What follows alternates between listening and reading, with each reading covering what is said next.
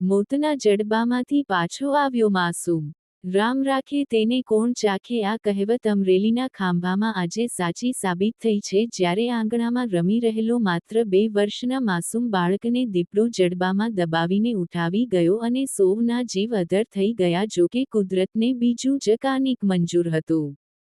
હનુમાનપુરની વાડીમાં રહેતા શ્રમિક પરિવારના પુત્ર પર દીપડો કાળ બની ત્રાટક્યો હતો. જોકે બાળકને દબોચીને ભાગતા દીપડોના પરિવારના જીવના જોખમે પીછો કર્યો. હાકલ પડકારા અને શોર બકોર થતા દીપડો અંતે માસૂમ બાળકને લોહી લુવાણ હાલતમાં મૂકીને જંગલ તરફ નાસી છૂટ્યો હતો. માથાના ભાગે ગંભીર ઈજા પામેલા બાળકને તાત્કાલિક હોસ્પિટલ ખસેડવામાં આવ્યો છે. ભયાનક ઘટના બાદ વન વિભાગ સફાળું જાગ્યું છે અને આદમખોર દીપડાને પકડવા માટે વાડી વિસ્તારમાં પાંજરા ગોઠવી દેવાયેલા છે. જોકે આ ઘટનાએ સ્થાનિક ખેત મજૂરમાં ભારે ફફડાટ અને આક્રોશ જન્મ્યો છે. રિપોર્ટર અકબર સૈયદ, જાફરાબાદ. તમારું નામ શું છે અને આ તમારે સંબંધી શું થાય છે? એના છોકરાને દીપડાએ નોર માર્યા છે, શું છે આખી વિગત?